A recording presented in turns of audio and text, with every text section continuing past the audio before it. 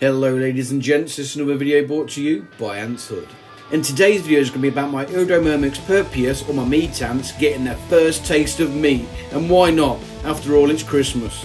Apart from this little animation and the music for the first track, that is about as Christmas as this video is going to get. What I will do is I'll put a link in the top right corner now for my Iridomyrmex purpureus, or my meat ants playlist. Check it out. Well, I actually confused myself when I was looking back at my videos, because I definitely know I filmed myself putting into the new setup which they're currently in. But in my last, that was on a live, but my last video I left it like this, where they had an outward, the Saturn Small I think it is, with the Wakooshi Gen 3 whatever nest that is, I can't remember the name of it now.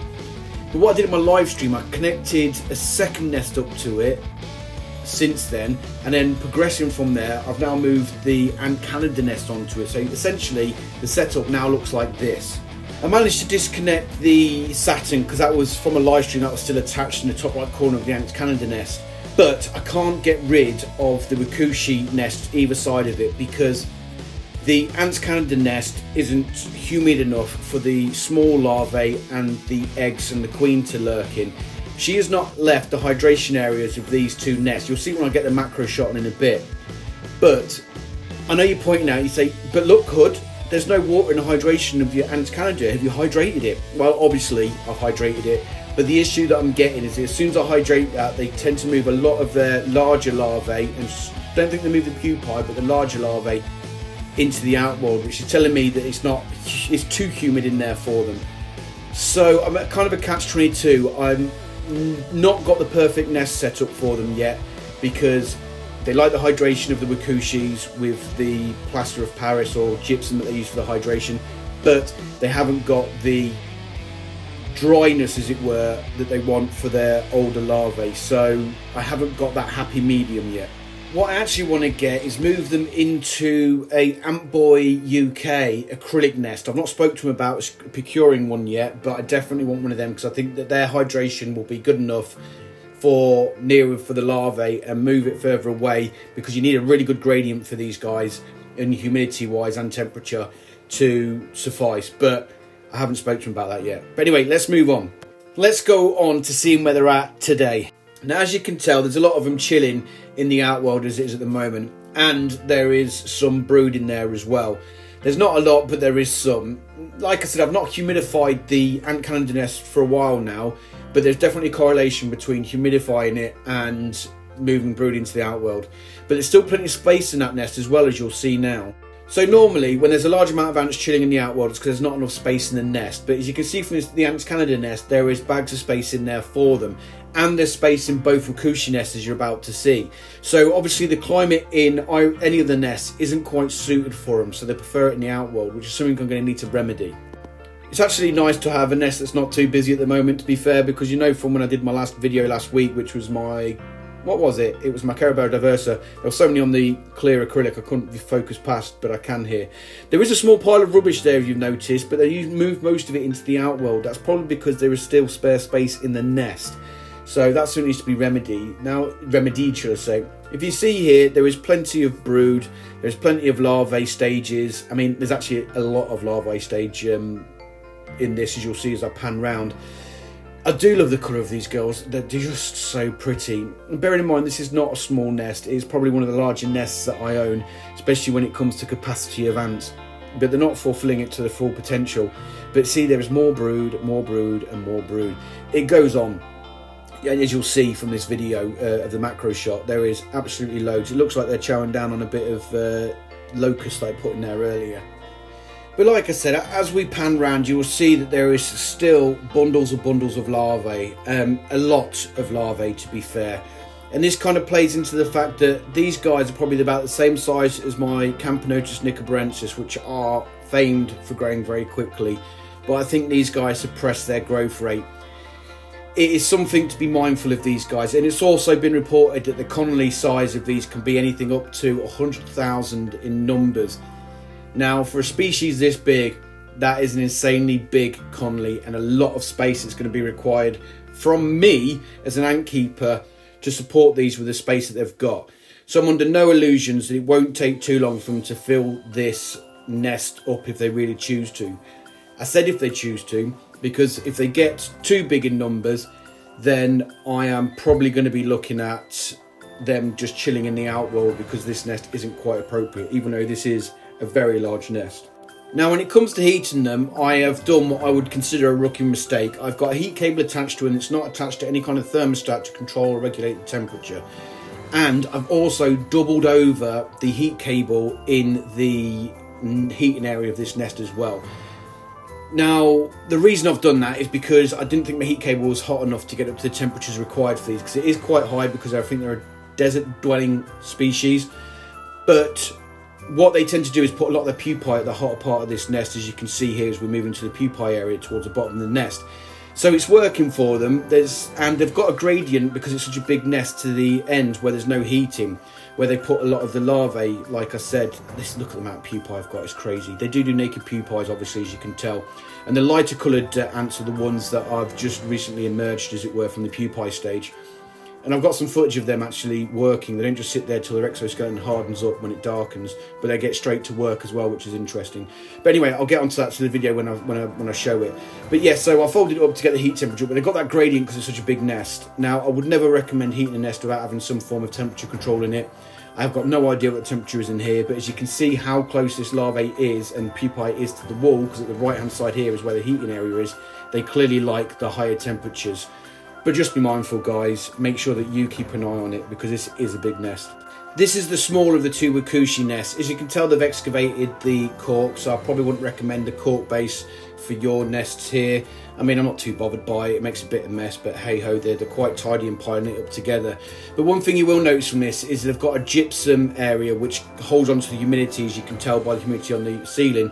And this is where they put all the youngest of the brood. So they obviously like the high humidity, and it's the same in the other nest as well. Now, this has got a larger hydration area, as you'll see, but there is some naked pupae in there still. But yeah, it's got larger hydration, so imagine the temperature's up quite high. But bearing in mind, in the corner of this is where the heat cable's going under, so they might be liking it for that reason. But anyway, as we pan round, as we're about to get to it, you'll see that this is where the queen's lurking, and she's never left it since moving into it, to be honest, even though I've got the Ant Canada nest attached to it. But as you can tell here, look at how many of the young brood is here in the highest humidity of the areas. And as we pan round, when we get to the queen, you will see, which is about to happen, like there's tons of larvae there, absolutely tons of it. But you think there's a tons of larvae, wait until you see that pile of eggs that the queen's produced. And look, here it is. That is a massive pile of fresh eggs. This queen's ability to pump out eggs is phenomenal. Yeah, I said it right for a change. An absolutely huge pile of eggs.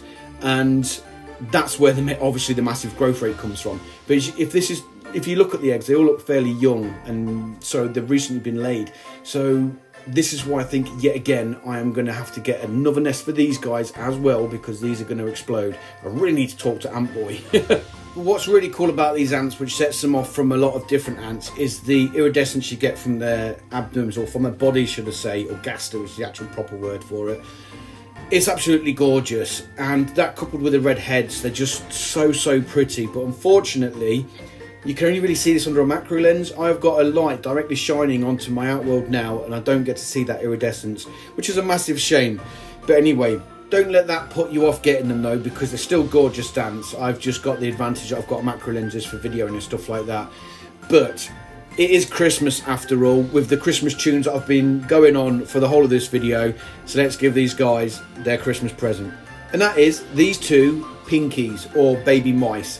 Now, Iridomyrmex purpureus have got the nickname of meat ants, and the reason for that is because in the wild they've been observed to go crazy for meat. And what perfect Christmas gift than to give them some turkey. No, not turkey. Sorry, mice. Now, generally, I'm editing this before Christmas. I have no turkey yet. But anyway, baby mice. Now, a bit of a disclaimer. You've got to make sure that your ants are big enough to process these pinkies if you're going to give them out, because if it takes them too long, it will stink. And it will stink your whole house out because of them starting to rot. I know full well that my Iridomyrmex have got a voracious appetite, and they have got, as you can see from the earlier macro shots, more than enough brood to be able to process this completely. So if you're thinking about giving baby mice out, just remember, can they process it? And just like Santa emptying his sack while children sleep, I drop these pinkies into the meat ants so they can have their Christmas presents. And as you can see, like excited children on Christmas Day, the ants swarm their little present.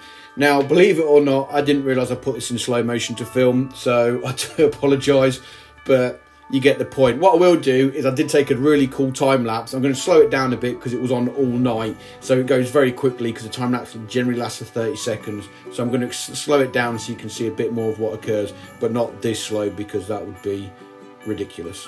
But first, I've got this video I want to show you as well. Nothing overly interesting, it's just them starting to test the skin, is the best way to put it, of the pinkies.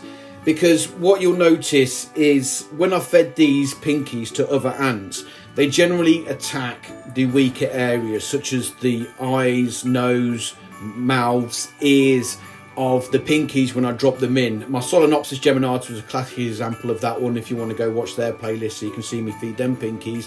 But also my Camperoneus nicobrensis also did the same tactic.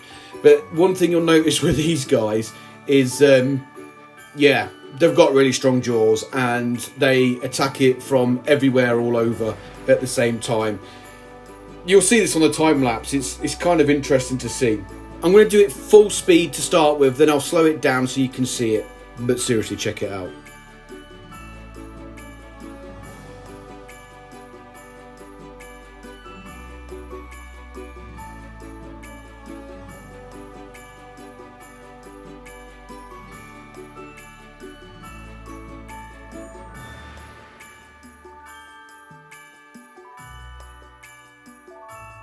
Considering you're watching them butcher a baby mouse, that music's quite haunting in the background. This is slowed down to about 25% of its original speed that the last video played at, but it allows you to, and I'm going to freeze frame at different points so you can see what elements I'm talking about. If you look here, you can see where they've clearly made an incision in the middle part of the skin, not attacking the weak parts, just going straight for the soft part, as it were, where they could grip with their mandibles and rip it apart. And you would have noticed as well, they've already taken off the tails and legs, but as they keep processing it, they cut them off. I've got some videos of them taking bits off as well, and I'll show that a bit later. Here you can see a better angle of the incision they made across the belly until they start opening up like they have just now. They've just ruptured the intestines, which is oozing out all over the side, and they've just started to open up the chest cavity as well.